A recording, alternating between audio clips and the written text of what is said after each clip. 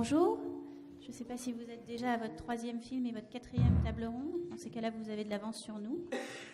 Je suis ravie de vous accueillir pour notre 2e table ronde autour de la notion d'auteur de cinéma et de cinéma d'auteur à travers le monde, car il s'agit d'un plateau assez international avec la présence à ma droite de Santiago Mitre, qui vient d'Argentine, de Jean-Mac, qui vient de Montpellier, de Nadir Moknesh. Je crois que le train arrivait de Paris, mais le film vient du Maroc, bien que Nadir ait des origines plutôt algériennes, de Patrick Nebou, qui vient de la distribution et qui arrive à la production, et d'Ariane Allard, qui va animer cette rencontre et qui est rédactrice à Positif. Voilà, je vous souhaite un très bon moment, et puis on se reparle tout de suite après. Un micro circulera dans la salle à la fin de la rencontre pour que vous puissiez participer à cette conversation.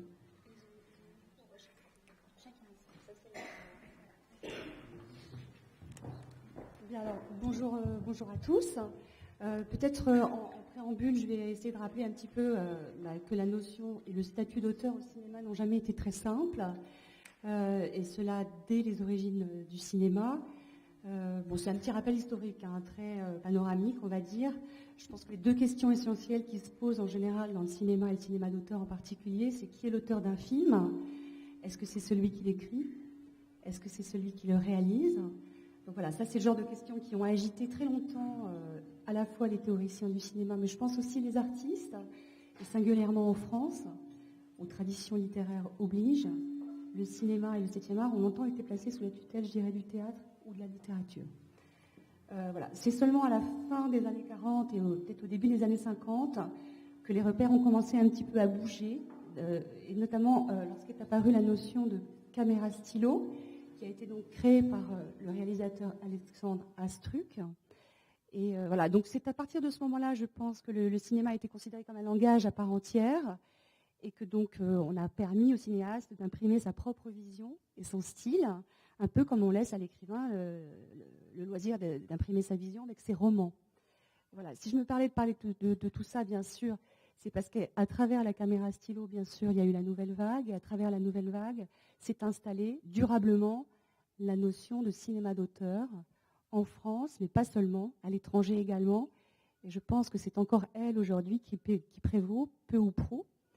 Donc j'ai parlé tout à l'heure de l'idée de la notion de vision d'un cinéaste, c'est-à-dire l'idée qu'en fait un film est considéré désormais comme une œuvre, pas seulement comme un produit, et un produit de divertissement en l'occurrence. Je pense que c'est à ça qu'est rattachée aujourd'hui la notion de cinéma d'auteur, en tout cas d'un point de vue esthétique.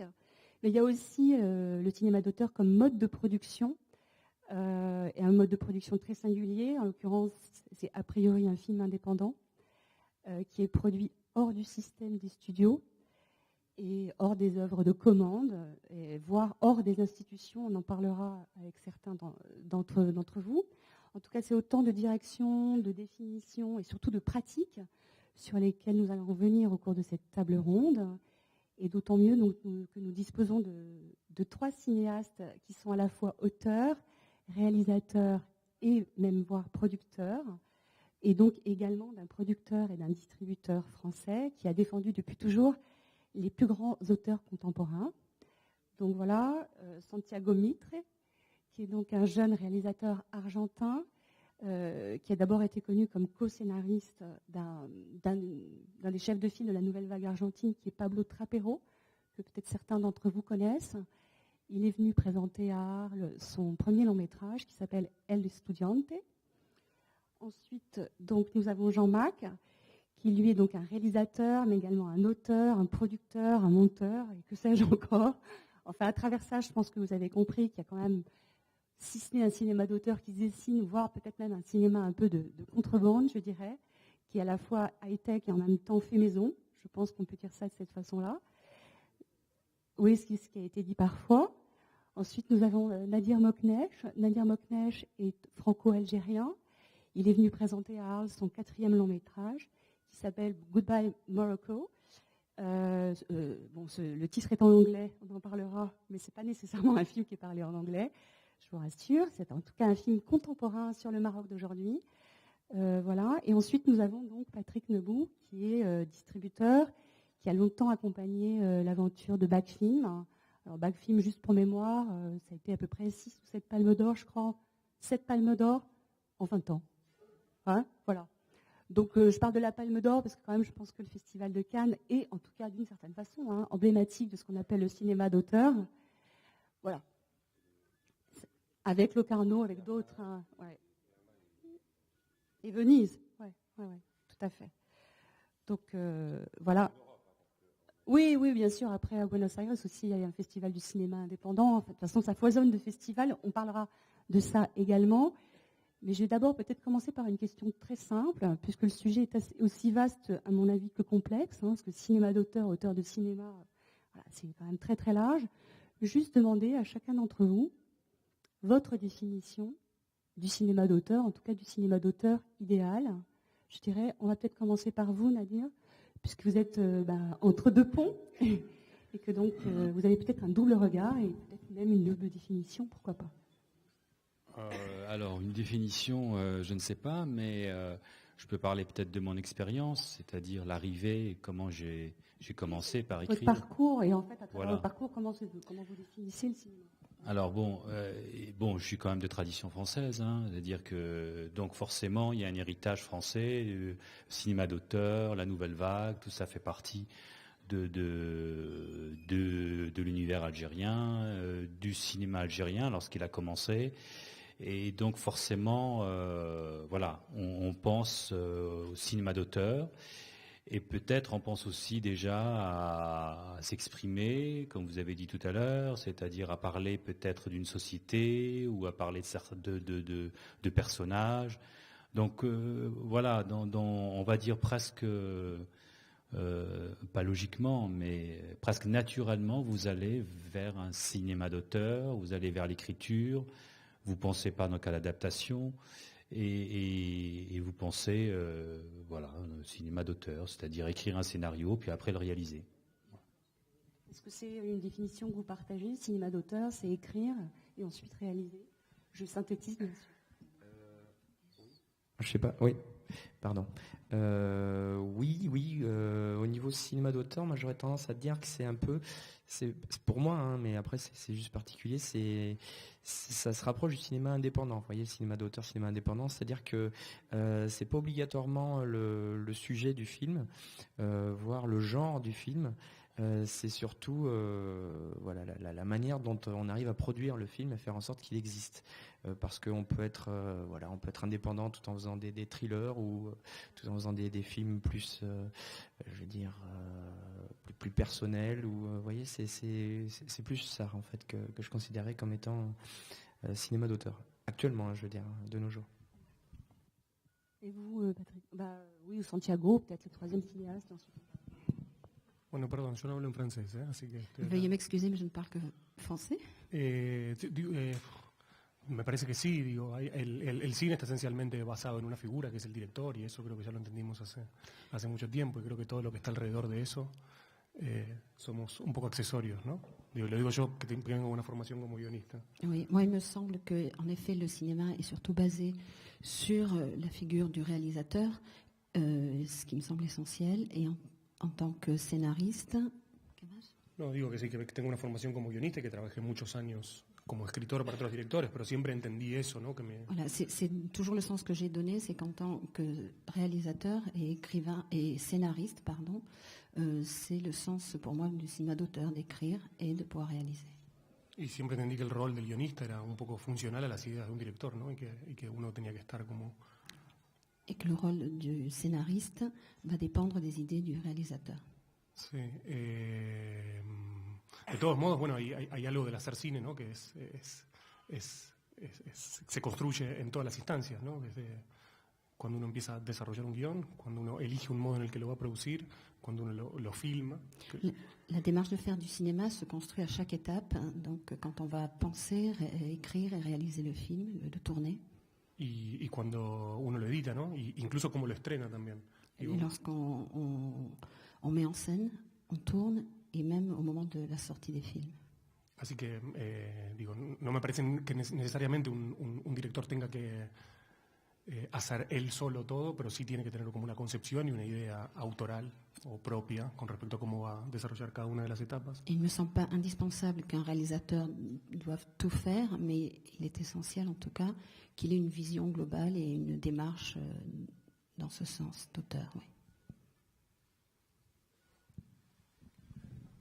Alors, la notion du cinéma d'auteur en Europe est plus proche, je crois, en Europe est plus proche du cinéma art et essai, qui va, voilà, aux États-Unis, il y a des grands auteurs comme Woody Allen, qui sont produits par des meilleures compagnies.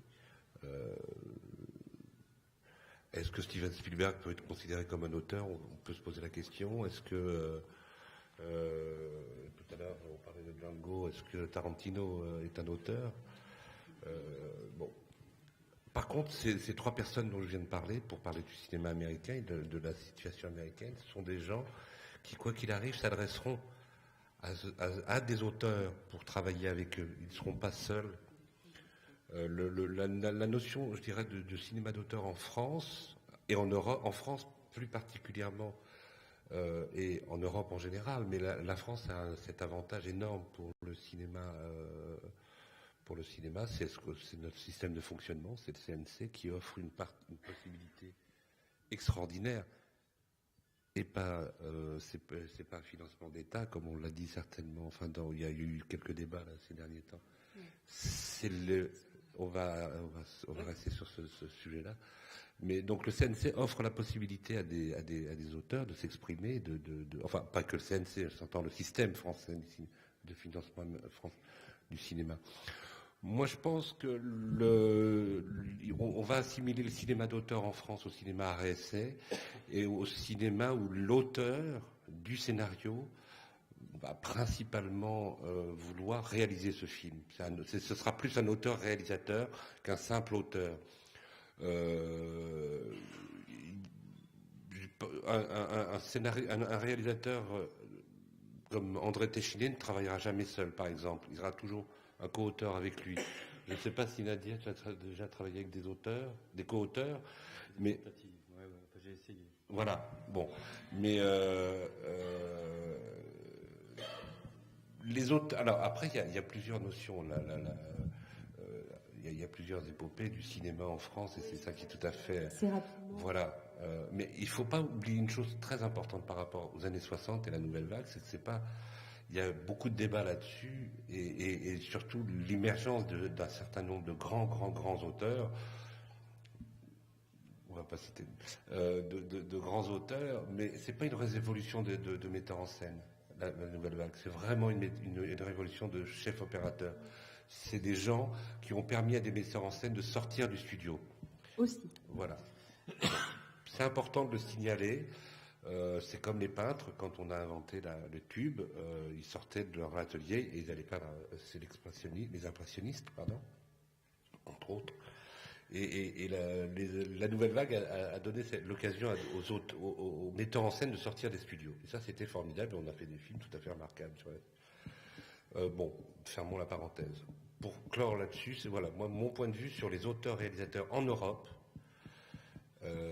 Ce sont des personnes qui vont, quoi qu'il arrive, ils n'arriveront pas à ne pas écrire leur scénario. Donc ce sont vraiment... Je vais rebondir là-dessus, parce que précisément les trois cinéastes qui sont avec nous sont à la fois auteurs et réalisateurs, donc là, ils ne sont pas nécessairement européens. Et producteurs, visiblement. Et producteurs. Donc est-ce qu'il aurait été envisageable pour l'un d'entre vous de ne pas être auteur? Bien, vous vous définissez d'abord comme réalisateur, je suppose. Est-ce qu'il aurait été envisageable de tourner un film dont vous n'auriez pas écrit le scénario, les dialogues, voilà. Oui. Alors, pour rebondir, c'est que mon expérience de du premier film, c'est exactement ça. C'est-à-dire que moi, j'ai écrit un scénario, j'ai envoyé mon scénario au CNC par la poste. Et j'ai reçu une réponse du CNC me proposant une aide pour la réécriture. Donc j'ai commencé exactement comme ça. Je n'ai pas été voir des producteurs, je n'ai été voir personne, j'ai simplement écrit un scénario envoyé par la poste. Et c'est comme ça que ça a commencé. Un schéma idéal. Voilà. Et donc l'aide pour la réécriture, rencontre de consultants, donc de scénaristes, par exemple Jacques Fieschi. Et à partir de là, on commence à travailler. Donc maintenant, pour répondre à votre question. Maintenant, après ce 4e film, c'est vrai que j'ai un désir pour l'adaptation. Parce que l'écriture est très difficile, ça prend beaucoup de temps. C'est un exercice très, très difficile. De création, vous voulez dire? Parce que l'adaptation, c'est aussi un exercice d'écriture.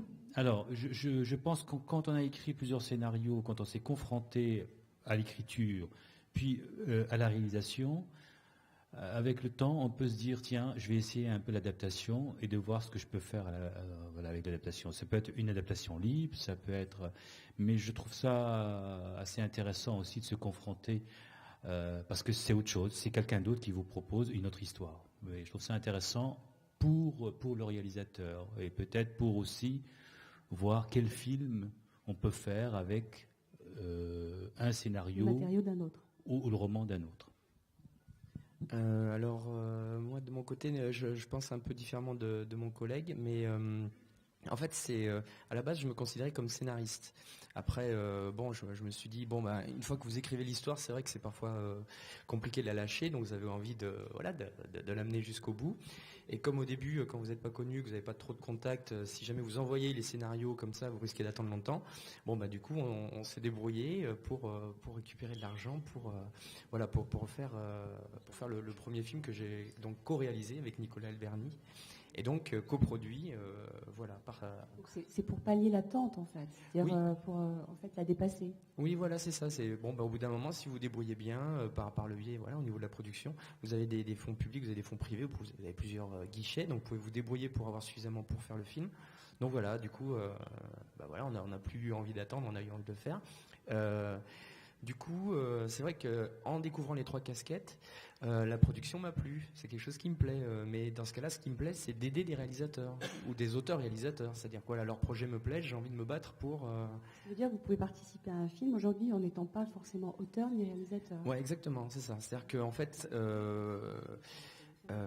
actuellement, par exemple, on a un projet de film au niveau de notre maison de production et c'est pas moi qui l'ai écrit et c'est pas moi qui réaliserai, mais le projet me plaît, donc voilà.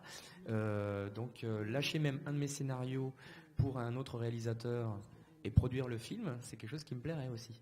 En revanche, je me vois mal réaliser un film dont j'aurais pas écrit le scénario. Actuellement, après on évolue au fil du temps et peut-être que dans 10 ans je penserai différemment, mais bon c'est... Et l'adaptation ? Et l'adaptation, c'est... je sais pas, c'est compliqué. Enfin, je le vois pas... C'est intimidant. Oui, voilà. C'est-à-dire que si vous avez vraiment aimé un livre, est-ce que vous allez être à la hauteur? Est-ce que vous pouvez prétendre être à la hauteur de l'auteur déjà? Je me le sens pas pour le moment, vous voyez. Donc je sais pas. Peut-être que... Ça dépend de quel auteur. Ouais, mais si vous avez envie de l'adapter, c'est qu'il vous a suffisamment touché pour que vous le trouviez bon, je pense. Sinon, voilà. Et donc, pour le moment, je dirais non, mais après, on verra plus tard. Et Santiago Mitre, est-ce que c'était envisageable pour vous de ne jamais participer à l'écriture, d'avoir uniquement la casquette de réalisateur? Vous êtes également producteur, je précise. Ou est-ce que pour vous, forcément, enfin vous êtes scénariste en plus d'autres, pour vous forcément, qui dit film dit écriture et réalisation?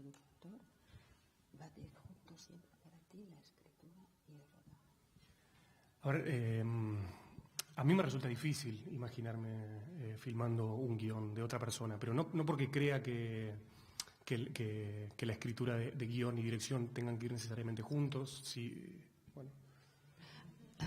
Il me semble, l'idée de réaliser un film écrit par quelqu'un d'autre me semble difficile, non pas parce que je pense que c'est indissociable.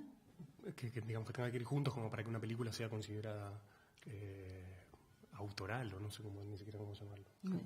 Pour que ce soit un film d'auteur.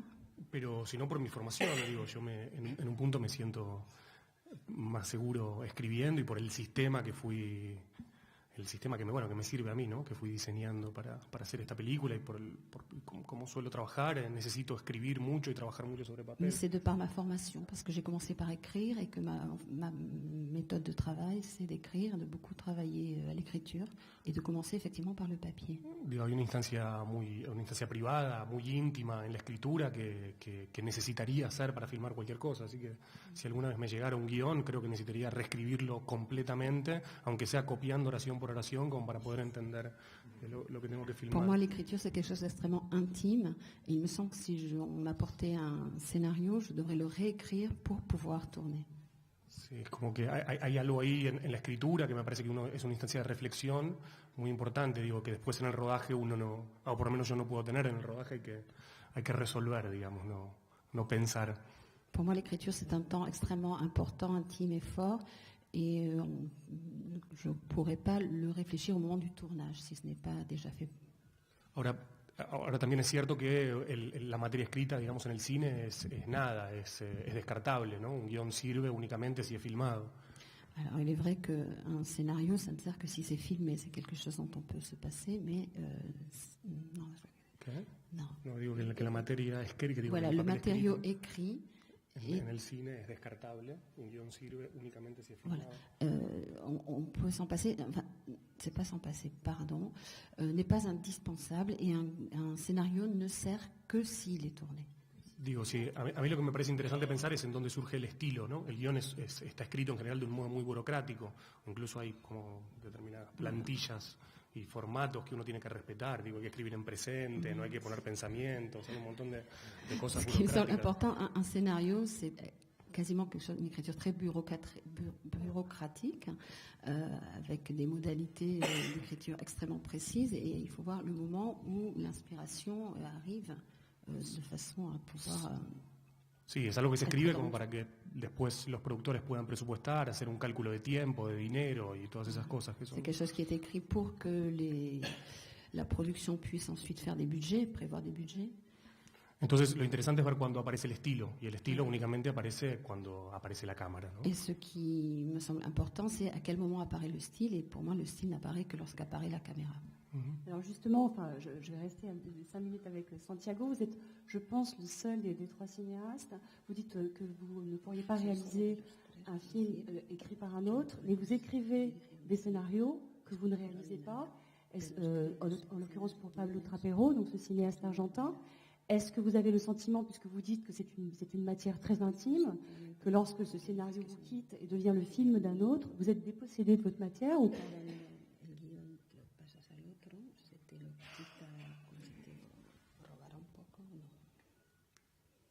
No, porque ahora cuando escribo para otros pienso desde la perspectiva o desde la propuesta del director, ¿no? Entonces... Non, puisque lorsque j'écris pour quelqu'un d'autre, je me place du point de vue du réalisateur pour lequel j'écris. Sí puedo colaborar con mis ideas y mis opiniones sobre los temas con los que estoy trabajando, pero lo que prima siempre es la mirada del director. Je peux collaborer avec mes propres idées sur les thèmes qui sont abordés, mais ce qui passe avant tout, c'est le point de vue du réalisateur. Digo, mi mirada como artista queda un poco diluida, o intento diluirla al máximo posible como para entender qué es lo que quiere hacer el director. Mon point de vue d'auteur à moi va se diluer en faveur du point de vue du réalisateur. Sí, Alors, je cherche à comprendre ce qu'il veut faire et je mets mon côté artistique en sourdine et à sa disposition. Y a mí esa es una de las cosas que me parecen más lindas de escribir para otros directores, digamos, poder ponerse a merced de una mirada o de una idea del cine. Digamos. Et c'est en ça que je trouve que c'est un beau geste que d'écrire pour un autre quand on peut mettre son regard au service et faire apparaître le regard de l'autre. Tout à l'heure, en vous demandant quelle était en gros votre définition du cinéma d'auteur, j'ai parlé de choix. Je voudrais savoir quand même si le cinéma d'auteur pour les créateurs, est-ce que c'est toujours un choix? Est-ce que c'est pas aussi quelquefois une nécessité? C'est-à-dire que c'est la seule façon pour vous, par exemple, je pense à vous, Nadir Moknesh, d'offrir une vision peut-être alternative d'une société qui se transforme, et qui se métamorphose et qui n'est pas nécessairement montrée par un cinéma plus mainstream, même si j'aime pas cette expression. Donc je voulais que vous me parliez un petit peu justement, est-ce que c'est toujours un choix pour vous d'œuvrer dans le cinéma d'auteur? est-ce que c'est pas aussi une nécessité? Je parle de contenu d'abord, ensuite je pense qu'on parlera de mode économique, parce que c'est aussi l'un va avec l'autre. Déjà, vous parlez de ce qui vous touche et de ce que vous connaissez le mieux. Donc forcément, lorsque j'ai fait le haram de Madame Haussmann, voilà, j'avais envie d'écrire sur cette femme algéroise, cette ancienne combattante. Donc forcément, je suis allé vers quelque chose qui était, comme vous dites, nécessaire, peut-être d'en parler, la période, le climat, tout ça était et me conduisait à écrire cette histoire. Est-ce que j'aurais pu faire autre chose? Je ne pense pas. Je pense que c'était vraiment une nécessité. Et c'est vrai que c'était l'époque qui était très difficile, puisque le film, je l'avais écrit en 99, le film je l'avais tourné en 99, et on était en pleine guerre civile, avec des attentats terroristes donc à Alger. Donc c'est vrai qu'il y avait une nécessité de témoignage et de parler d'une société, et puis toujours le désir de faire du cinéma, c'est sûr, parce que ce que disait tout à l'heure, il avait entièrement raison, c'est-à-dire vous écrivez un scénario, mais après c'est pas fini, hein. Vous êtes confronté quand vous êtes là sur le plateau. Comment exprimer les didascalies de votre scénario? C'est pas simplement mettre une caméra et dire voilà, je vais filmer des dialogues. Donc vous vous grattez un peu la tête, vous essayez de dire qu'est-ce que je vais exprimer par là. Donc c'est vraiment donc un autre travail. Hein. C'est l'outil et puis après il y a la mise en scène, il y a la lumière. Enfin il y a plein de choses. Mais pour répondre à la question, c'était déjà une nécessité. Vital. Pour aller dans le sens, de... Il y a une étape intermédiaire entre l'écriture et la réalisation, c'est la production. Et c'est un autre travail encore que l'auteur, qui sera éventuellement le réalisateur de ce film, qu'il a mis tant de temps à écrire. Je pense que tourné en 99, tu as dû écrire ton scénario en 96, 97, je suppose, quelque chose comme ça. 98. Ah, bah alors c'est bien, parce que c'est peu de temps pour un premier film. Beaucoup de chance, donc. Oui, beaucoup de chance. Il y a des réalisateurs, des auteurs-réalisateurs qui mettent des dizaines d'années plusieurs années avant de pouvoir réaliser leur premier film. Et le second aussi, du reste. Puis après, c'est un autre débat. Pour des raisons économiques, il faut dire les choses. C'est-à-dire il arrive par an sur les bureaux des divers guichets, notamment celui le plus important pour le cinéma français, le Canal+, quelque chose comme 1500 scénarios par an. C'est une aberration. Quand on sait déjà qu'en France, on distribue en 2012, il va y avoir 684 films qui sont sortis sur les écrans français. Nadia tout à l'heure faisait un reproche justifié d'une salle Arrêt-Essai de Marseille qui exploite le film de Quentin Tarantino sur 3 écrans, sur 2 écrans en même temps. Donc il ne laisse pas l'opportunité à d'autres films de s'exprimer. C'est le film du moment, c'est le film de Tarantino, c'est le film qui marche.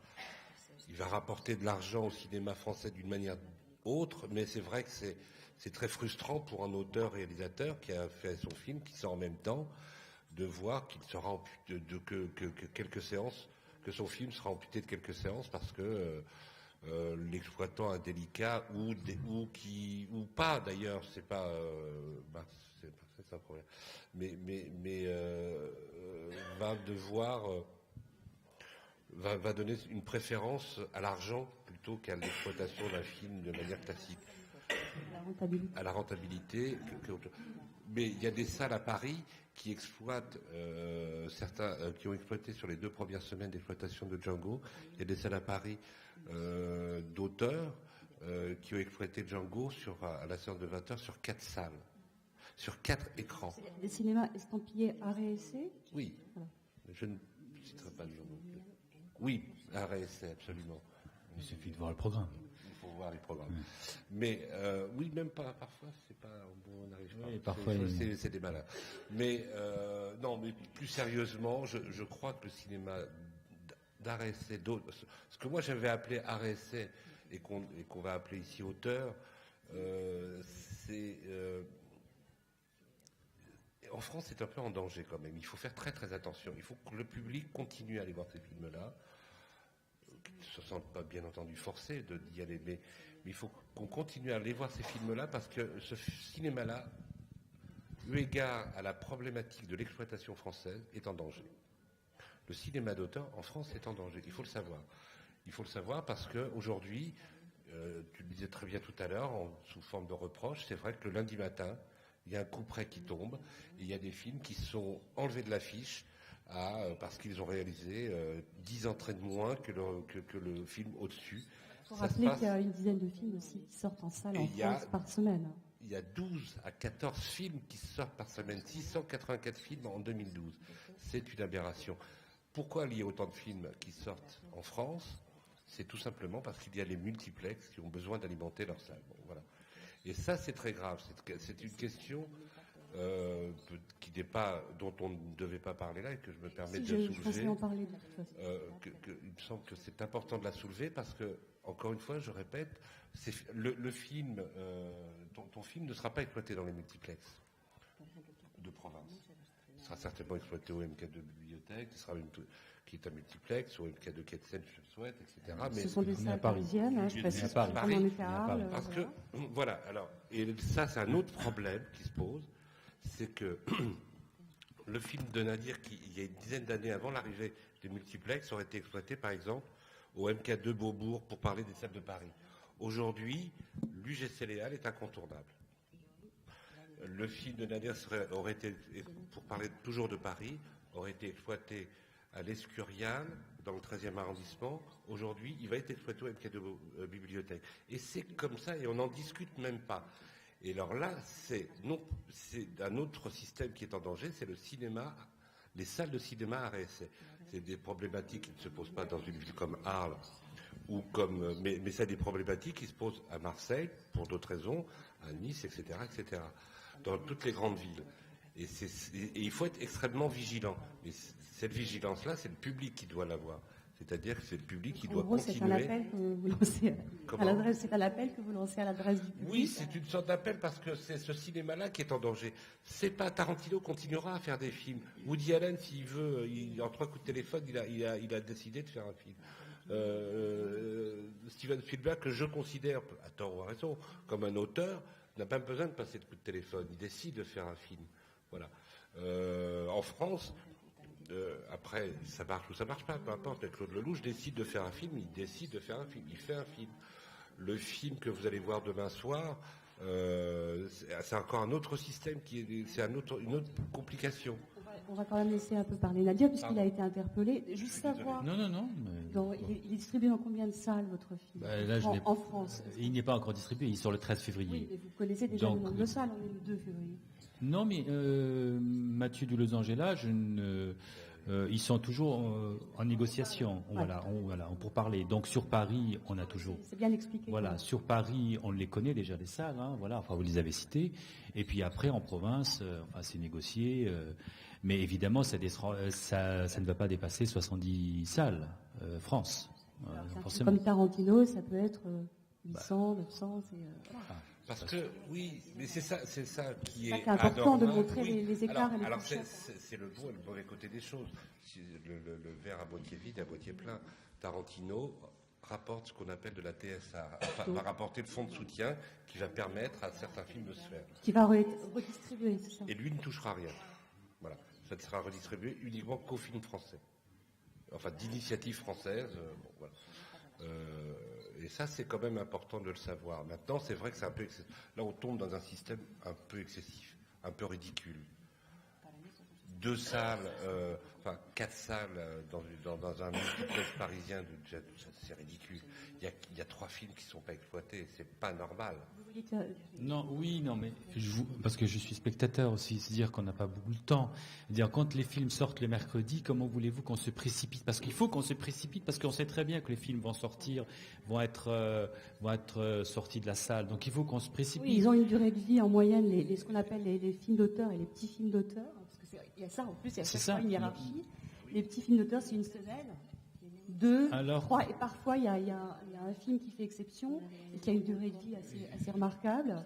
Mais ça arrive une fois par an. Voilà, donc s'il était dans une salle, il était au MK de Beaubourg sur plusieurs semaines ou sur quelques mois, on peut aussi aller le voir. Donc là, dès le mercredi, vous prenez votre programme, il faut courir. Alors imaginez les gens qui travaillent, enfin les gens travaillent, et voilà, donc ils attendent le week-end, enfin, nous on fait du... Il y a ça, Comment? il y a aussi, de toute façon, voir 10 Pardon? films par semaine. J'ai pas compris. Oui, non, mais aussi. Mais après, je parlais du rapport spectateur-salle. Après, oui, le cinéma coûte très cher, ça je le sais. Je sais ce que c'est, je trouve ça très cher, trop cher. Néanmoins, je pense que quand on parle de la situation du cinéma français, et qu'il est d'usage quand même quand on part à l'étranger, quand on va dans les festivals ou quand on rencontre des réalisateurs étrangers, il est d'usage d'entendre que quand même le cinéma français est encore une exception, qu'il est passablement protégé par rapport à des tas d'autres cinématographies. Donc là, on a dressé quand même un constat, disons, vigilant. J'aimerais connaître l'opinion de Santiago Mitre. J'ai entendu des réflexions. Bon, je précise que hier, j'ai présenté son film avec lui et il était surpris de voir autant de monde. Donc j'aimerais quand même qu'il nous explique comment lui, son film a été distribué dans son propre pays, juste pour comparer et peut-être remettre les choses un petit peu... Sí, bueno, Sachant que c'est un film qui a eu un accueil critique extraordinaire en Argentine. Je l'ai défendu en positif. No, eso la verdad es que no quiero contradecirlos porque ustedes conocen el sistema francés perfectamente y todo, y me imagino que hay un montón de problemas, pero sí, en relación a, si dicen que el circuito de arte y ensayo está en peligro en Francia, creo que en el resto del mundo está muerto hace rato, ¿no? Entonces... Alors je ne veux pas vous contredire parce que vous connaissez très bien le système français, mais en effet, si vous dites qu'en France c'est en danger, on peut considérer que dans le reste du monde c'est carrément mort. Le cinéma d'auteur dans le monde, enfin le cinéma d'auteur que je vais appeler art-essai dans le monde, oui, ça devient un vrai problème parce qu'ils n'ont pas la chance, effectivement, vous n'avez pas la chance qu'on a en France, que les auteurs, réalisateurs ont en France, de bénéficier de cet accès plus aisé à l'argent pour fabriquer un film. Oui, c'est vrai. Et du nombre de salles, parce que Santiago n'a pas précisé, mais son film est sorti dans 2 salles à Buenos Aires. Sí, en Argentina no hay este circuito de salas, digo. Et c'est 8 salles à Paris. Alors, en Argentine, il n'en a fait pas de circuit de salle. Eso yo digo, no hay más. Bueno, sí. On va laisser terminer Santiago. Y digo, mi película en Argentina se estrenó solo con 2 copias y en Blu-ray, y en Francia se estrena con 30 y en DCP, entonces eso es como bueno. Donc, mon film en Argentine, il a été distribué avec 2 copies en Blu-ray, alors qu'en France, il est distribué sur 30 copies en DCP. Sí, entonces, bueno, ok, entiendo que tiene razón en todo lo que dice y la discusión sobre Django, pero permet sigue quand même de siendo... relativiser, c'est juste pour relativiser un peu. Non, mais c'est une chance inouïe. C'est une chance inouïe, malgré le fait qu'il faille rester extrêmement vigilant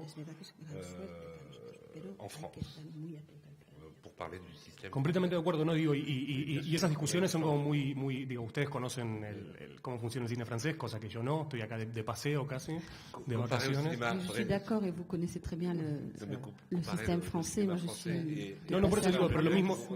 Regard extérieur. Lo mismo debe suceder en relación a cómo mira el cine boliviano o el cine argentino, digo, me parece que es una cuestión de escala, digo, son países con... On pourrait poser la même question sur le cinéma bolivien ou le cinéma argentin, et c'est une question d'échelle. Digo. Je pense que vous avez plus de facilité en Argentine à produire des films qu'en Bolivie. Il me semble. Sí, por supuesto. Sí. Et il y a plus de facilité au Brésil qu'en Argentine. No, es un sistema distinto el brasilero. Es un sistema diferente. C'est différent. Sí, tiene muchísimo más dinero, pero... Il y a beaucoup plus d'argent, mais... Oui, sí. Pero bueno, digo, es diferente, tiene ayudas fiscales. Il y a des aides fiscales. Que se desgravan de los impuestos que pagan las empresas, entonces en vez del Estado estar dándote el dinero, tenés que conseguir que una empresa te done parte de sus impuestos. Eso en Brasil, ¿no? En Argentina. Ce sont des aides qui sont déduites des impôts des sociétés qui les donnent, et ensuite il y a une fiscalité vers l'État. Par rapport à la production de son film, vous n'avez pas, par exemple, pas eu d'aide de l'équivalent du CNC argentin. C'est une production totalement indépendante. Donc ce serait intéressant que vous nous en parliez, dire pourquoi. Est-ce que c'est encore une fois un choix? Est-ce que c'est presque même un geste politique peut-être? En l'occurrence, en plus, votre film est un film politique, pas militant, mais politique. Ou est-ce que c'est une configuration qui fait qu'aujourd'hui, si on veut faire un film, on doit se passer aussi de ce genre de... No, me parece que la situación de crisis con respecto al cine de autor o con respecto al cine independiente, como queramos llamarlo, es real, ¿sí? Y entonces cuando nosotros hablamos de cantidad de salas, de lo que se está hablando, de cantidad de salas o de cantidad de espectadores, de lo que se está hablando es del punto de equilibrio que tiene una película, ¿no? Entre el costo de realización y lo que va a ganar después la película. Alors le problème de la crise, il est vraiment réel. Ce qui est à tenir en compte, c'est une question d'équilibre entre ce que va coûter le film et ce qu'il va rapporter. Entonces digo, si reconocemos ese punto, este momento de crisis, ¿no? En el que las películas le está costando cada vez más tener salas y por ende tener espectadores, es que les está costando recuperar su inversión original. Si on tient en compte ce moment de crise, on va se rendre compte qu'il va être de plus en plus difficile pour les films de récupérer l'apport initial. Entonces, ¿cómo se defiende eso? Se defiende mediante un Estado o un instituto de cine que interviene y exige o ayuda a los exhibidores y fomenta ese tipo de cine. Comment est-ce qu'on peut aider cela? C'est avec une politique d'un État ou d'un institut du cinéma qui va être dans cette démarche pour aider les auteurs. Digo, ayudas a las salas y ayuda a la promoción de las Aide à películas. la promotion. O haciendo películas baratas. Ou alors en faisant des films peu chers. Digo, nosotros hicimos una película de $30,000 de costo. Nous, on a fait un film qui a coûté $30,000. Que sabíamos que si se estrenaba en una sola sala en Buenos Aires podía encontrar su punto de equilibrio muy fácilmente. Et on savait que même en sortant dans une seule salle à Buenos Aires, il allait trouver un équilibre financier. Entonces digo, me parece que también reconocer esa crisis y reconocer que se puede filmar películas por muy poco dinero también es una forma de entender que tal vez la forma de sobrevivir del cine de autor es esa, digamos, haciendo films más baratos. Et donc en tenant compte de cet état de crise et sachant qu'on peut faire des films qui coûtent peu, c'est là aussi une démarche politique à dire. C'est une démarche, un choix politique. Il y a des films français aujourd'hui aussi qui sont avec très peu d'argent. Et je voulais savoir aussi ce que vous en pensiez. Peut-être faire parler un peu les cinéastes, puis ensuite on passera à vous. Non, mais moi, pour tout ça, évidemment. Mais vous savez, les salaires en France coûtent très cher. Donc, voilà, $30,000, on ne peut pas faire un film en France pour $30,000 parce qu'il faut payer les gens. Donc, moi, le mien, il est budgété à 2,5 millions. C'est vraiment le minimum. C'est pas excessif, c'est le minimum. En payant les techniciens au tarif syndical, et voilà. Après, on peut négocier 10%, moins 10%, tout ça, en baissant les salaires, mais vraiment 10-15%, voilà, enfin, au maximum. Jean-Marc, ce serait intéressant que vous témoigniez également, parce que c'est vraiment un mode de production aussi très alternatif. Oui, en fait, notre film donc a coûté 1,8 million. Donc voilà, on l'avait récupéré avec des fonds principalement privés. Oui, c'est faisable, c'est du boulot, mais c'est faisable. Vous dans combien de salles? On est sorti entre 80 et 90 salles, je crois. C'est une bonne sortie. C'est une bonne sortie, mais bon, finalement, disons que ça permet d'apprendre un peu comment ça se passe. Mais finalement, on a forcé le trait parce qu'on a fait un film en VO. Donc on l'a fait, c'est un film français, mais il est fait en 12 langues. Parce que c'est des gens de par le monde. Et donc chaque fois qu'on est allé dans un pays, on fait croire qu'on est dans un pays, parce qu'à 1,8 million, on n'y va pas. Finalement, on a respecté la langue. Donc, si vous voulez, il y a 12 langues dans le film. Et donc, la VO, c'est 12 langues, avec une majorité d'anglais. Puisque quand vous avez des gens de différentes nationalités qui discutent ensemble, ils discutent en anglais, ce qui est logique. Et donc, on a forcé le truc pour faire une VF et sortir aussi en VF. Et c'était une erreur. On aurait dû se contenter d'une sortie sur 30-35 salles uniquement en VO, au niveau des salles d'arrêt d'essai. Et ça aurait été aussi bien. Voilà. Pour revenir sur les salles d'arrêt d'essai, par rapport à notre expérience à nous, le film est resté à l'affiche entre 8 et 9 semaines. Donc, c'est là aussi un record. Enfin, disons que les salles d'arrêt d'essai, on leur tire, d'ailleurs, je tiens à leur tirer mon chapeau, et puis voilà, on les remercie là-dessus, parce que vraiment, quand ils aiment le film, ils le défendent et ils le gardent. Et ce qui fait que les multiplex, on est resté 10 jours. Et les salles d'arrêt d'essai, on est resté 8-9 semaines. Quoi, voilà. En France, on a aussi la possibilité de faire des films beaucoup moins chers. Demain soir, vous allez avoir l'occasion de voir un film formidable qui s'appelle Le Grand Retournement, tiré d'une pièce écrite, enfin tiré d'un livre écrit par Frédéric Lordon et réalisé par quelqu'un qui doit être dans la salle, je crois. Gérard Mordillat, par là, il me semble. C'est un film qui a été fabriqué dans l'urgence et qui a été produit d'une manière assez étonnante, étant donné que c'est la productrice, Vera Belmont, elle-même réalisatrice, auteur-réalisateur, qui a décidé que ce film devait être fait et qui n'a pas attendu les réponses peu hypothétiques et qui prennent énormément de temps. Des guichets, des divers guichets, Canal, les chaînes de télé, etc., même le CNC, l'avance sur recette. Elle a dit, non, il faut faire ce film. Alors, tout le monde va faire des efforts. Donc, les techniciens ont fait des efforts, les acteurs ont fait des efforts, et ils ont fait ce film. Et elle est allée à la banque, elle a négocié un prêt, et puis elle a payé le film toute seule, sans rien demander à personne. Parce pour elle, ce film devait être fait. Alors, on rencontre autant de difficultés à exploiter ce film dans les salles parce qu'il faut se battre au quotidien. Alors, c'est un film un peu particulier, c'est un film très engagé politiquement, très particulier. La langue aussi est particulière. Sa langue est particulière. C'est en alexandrin. C'est une langue peu utilisée en France au quotidien, c'est l'alexandrin, effectivement. Et il parle d'un sujet extrêmement grave qui est la crise bancaire de 2008 notamment, mais qui peut se répéter tous les ans en ce moment. Voilà. Mais il a été fait. Il fallait qu'il soit fait. Et Vera Belmont, mais pas seulement Vera Belmont, tous les techniciens qui sont autour, qui travaillent régulièrement autour de Gérard Mordillat et les acteurs qui travaillent très régulièrement avec lui aussi, ont décidé que ce film devait être fait. Ils ont tous mis du leur et ils y sont allés. Et ça n'a pas coûté 2,5 millions.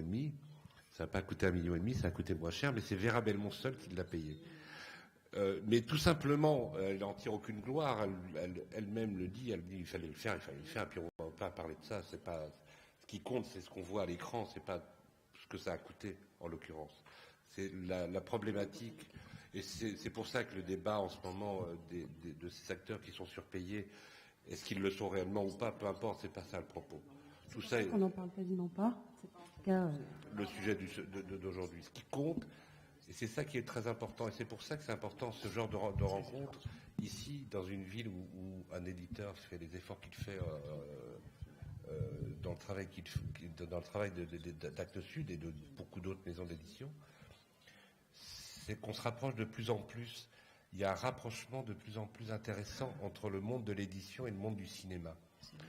Le monde du cinéma et le monde de l'édition. Et il y a de plus en plus d'auteurs, réalisateurs qui s'intéressent à l'objet livre. Nadia va essayer de le faire. Alors c'est un travail certainement très compliqué que j'aurais pas la prétention d'imaginer même approcher. C'est pas mon métier. Mais mon métier est de trouver des livres que je vais peut-être faire adapter. Ça c'est intéressant aussi. C'est une autre partie. Mais c'est vrai que le métier moi je suis assez étonné par exemple par vous qui arrivait à écrire pour les autres mais ne pourrait pas réaliser quelque chose de quelqu'un d'autre. Ça aussi c'est assez intéressant. Vous qui décidez de dire voilà, j'ai un scénario, il me plaît, je pense savoir tenir une caméra et diriger des acteurs, donc je vais le faire. Je pense comme mon collègue, je réaliserai pas un film. Oui, c'est pas moi qui l'ai écrit. Non, mais c'est une autre démarche, je veux dire, mais c'est une démarche aussi tout à fait intéressante parce que vous êtes allé encore plus loin en disant, je vais le produire. Donc je vais chercher l'argent et je vais le faire. Alors, on va essayer de donner la parole un petit peu quand même au public, parce qu'il est aussi là pour poser des questions. Je pense que c'est une thématique qui concerne, parce qu'il s'est déplacé pour ça. Je suppose qu'il y a parmi vous de nombreux cinéphiles et des cinéphiles qui auraient des questions précises à poser à chacun des cinéastes.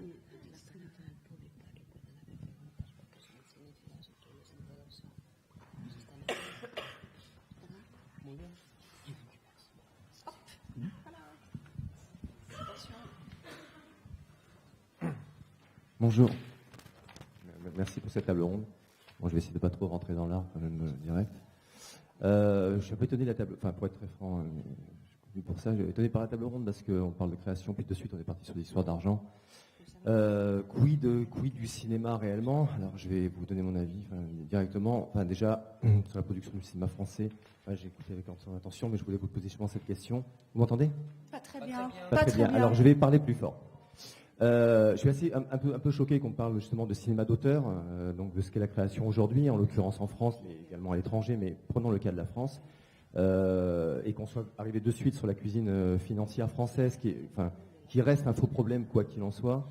Parce que, je vais un peu mettre les pieds dans le plat, mais d'une, il me semble, à mon sens, que 80% de ce qui sort du cinéma français est absolument dénué d'intérêt. Donc, oui, je me fiche à la limite du prix des films. Ça, c'est un avis C'est très un avis personnel, complètement, mais qui est quand même de plus en plus largement partagé. Par une poignée, Carax, Andrieux, Dumont et Rabin Barzaimesh, etc.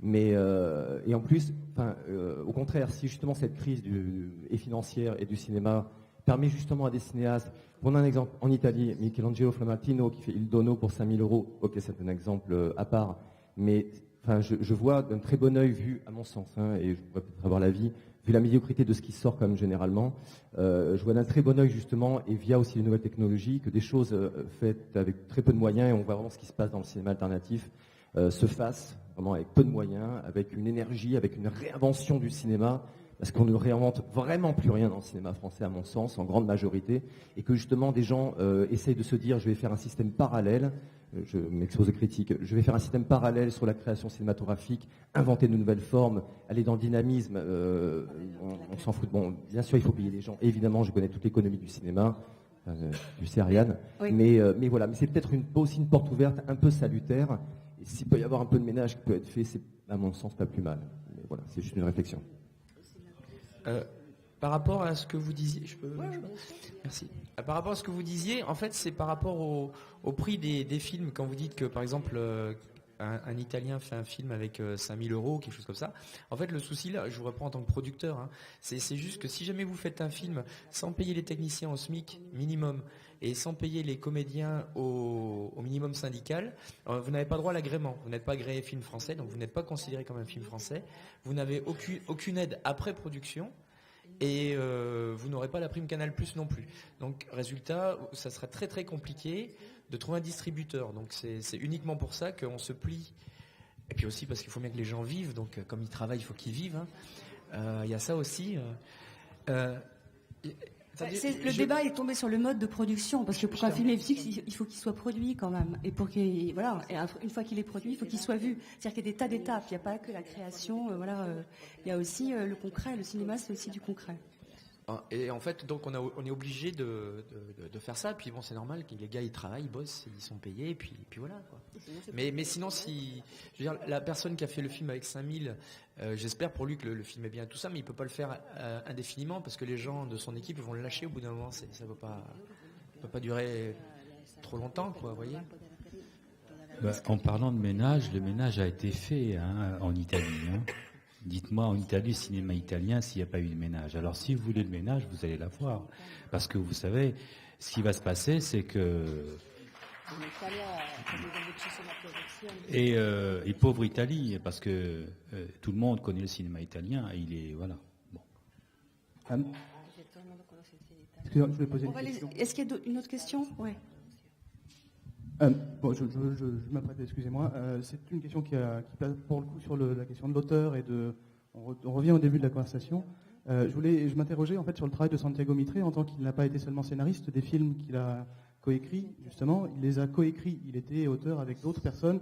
Parfois, c'était 2 ou 3 ou 4 personnes autour d'un seul scénario. Et je m'interrogeais sur ce qu'il pensait être son travail d'auteur. Qu'est-ce qu'il avait de lui au final dans ces scénarios-là, quand il parle de vouloir porter un scénario à la perfection, quelle est sa part de perfection qu'il apporte, quelle est sa part d'auteur en fait sur ces scénarios coécrits?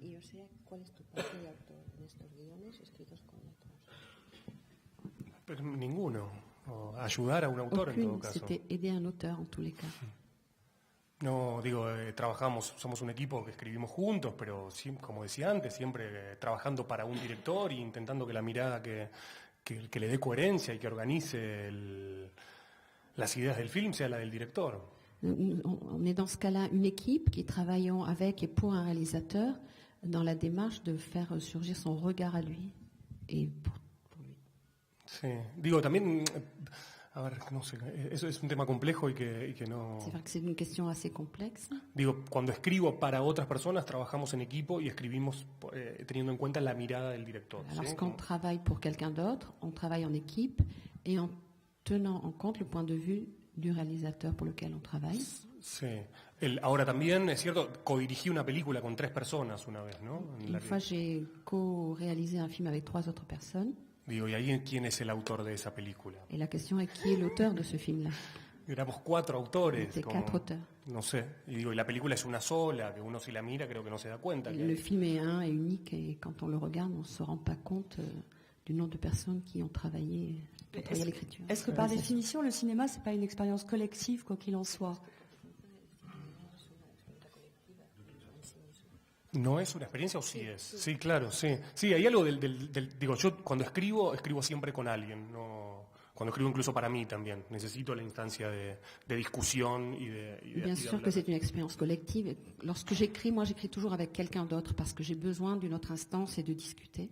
Sí, entonces siempre, digo, cuando escribo con otros, para otros, que es con mi equipo de guión, y cuando escribo para mí solo, siempre tengo algún co-guionista o 2 co-guionistas. Que j'écrive pour quelqu'un d'autre ou que j'écrive pour moi, j'ai des co-scénaristes. Porque creo que es importante para el cine, digamos, esa instancia un poco colectiva también en la escritura, ¿no? Parce que pour moi, je trouve que le collectif est très important pour le cinéma, notamment dans l'écriture. Empezar a confrontar las ideas, a poner en duda las convicciones con otra mirada. Confronter ses idées et mettre en doute ses propres convictions face à un autre regard. Es interesante la idea de la discusión en torno a qué es un autor hoy en día, pero creo que también es una discusión que se viene dando hace mucho tiempo. C'est vrai que c'est intéressant cette question de qu'est-ce qu'un auteur aujourd'hui, mais c'est une question, une discussion qui a lieu depuis longtemps. Y creo que prefiero, a ver, la idea de la realización, ¿no? De poder continuar haciendo cosas sin preocuparse por construir una obra. Et moi, je préfère l'idée de la réalisation, de pouvoir continuer à faire des choses pour faire œuvre. Eso, sin preocuparse por eso, por una cosa. Voilà, sans être arrêté par la préoccupation d'une chose très précise. Porque si no, la idea de autor también, digo, a mí como realizador es un poco opresiva, ¿no? Uno tiene que empezar a pensar en una obra cuando en realidad tiene que hacer una película, ¿no? En un sens, pour moi, cette idée d'auteur peut être un peu opprimante dans le sens où, pour faire un film, il faudrait faire œuvre avant. Claro, y bueno, y es tan difícil hacer una película que es mejor plantearse las dificultades de cada día y no estar pensando en cómo es o de qué modo va a desarrollar su obra y su mirada autoral. Et vu comme il est difficile de pouvoir réaliser un film, il vaut mieux se poser la question d'arriver à le faire qu'une question plus large sur quelle est la démarche d'auteur. C'est ce qu'on disait tout à l'heure. Nadir. Bah oui, les collectifs, parce que, enfin, il y a même les dieux qui interviennent, parce que quand il se met à pleuvoir et que vous n'avez pas d'autres moyens, vous devez tourner sous la pluie, et forcément vous changez aussi un peu le script. Donc c'est vraiment, évidemment, c'est une œuvre collective. On est toujours en pourparlers. Oui. Justement, pour rebondir sur la question du style qui était posée tout à l'heure par Santiago, disant le style intervient dès lors que la caméra œuvre. C'est un peu en contradiction avec ce qu'il dit ensuite, en disant quand je collabore à l'écriture du film de quelqu'un d'autre, je n'ai de cesse que de me mettre dans le point de vue de l'autre, de celui qui va réaliser. Donc ma question c'est, est-ce que le style, la question du style n'est pas posée à ce moment-là dès l'écriture?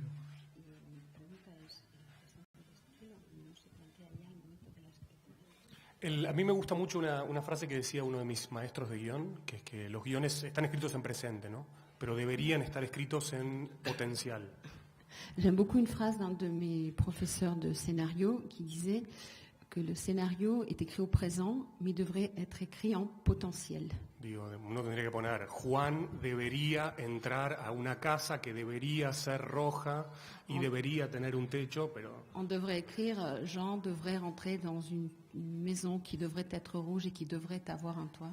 Porque la realidad es que uno escribe cosas y se las imagina, pero después hay que toparse con la materia real, ¿no? Parce qu'en fait, on écrit des choses, on les imagine, mais après, il faut se confronter à la réalité matérielle.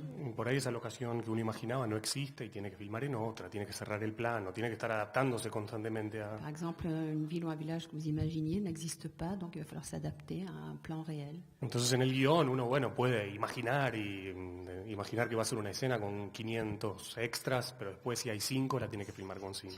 Et dans le scénario, on peut très bien imaginer une scène avec 500 figurants, mais on va au final n'avoir que 5, il faudra faire avec 5. La cuestión.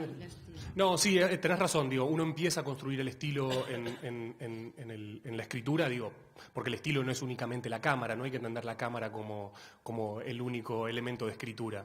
El estilo también está en la longitud de las escenas, en el tipo de elipsis que se va a trabajar, en el modo en el que se escriben los diálogos. Et vous avez raison, le style apparaît déjà effectivement à l'écriture, puisqu'il faut tenir compte des ellipses qu'on va utiliser, en el modo en el que se escriben los diálogos, en el comment tipo on de va elipsis, écrire les dialogues et le la type duración de las d'ellipse, escenas. la durée des scènes. On va prendre une dernière question, parce qu'ensuite Nadir doit aller présenter son Contente film. que je puisse en parler. Le film de Santiago Mitre, elle est étudiante, et je ne sais pas si tout le monde l'a vu. Ça va, non, ça parle. En fait, c'est un peu, il y a une inégalité entre justement cette vitalité et cette énergie démoniaque qu'il y a dans le film, et ce que nous, en tant que peut-être cinéastes qui essayons de faire des films en France, avons la possibilité d'arriver même pas à la plante de pied de ce genre de film. Donc, c'est vrai que c'est pas évident d'arriver à concilier toutes ces... Bon, là, c'est quelqu'un qui a pris la caméra, qui a pris des gens n'importe où dans une fac et qui s'est saisi de plein de choses, mais qui en même temps a écrit énormément, et ça se sent dans la force du film et dans l'idée qui remue, quoi, et qui fout en l'air, et qui a un point de vue et qu'on a du mal, je pense, à arriver avec nos pauvres moyens et notre pauvre mortalité actuelle et vivante de vie, à arriver à avoir envie de faire, quoi. Enfin, voilà. Bon, bravo Santiago Mitre. Merci. On va terminer sur cet appel et sur cette fougue. Et merci à vous tous d'être venus. Et voilà, bon film si vous allez ensuite à une projection.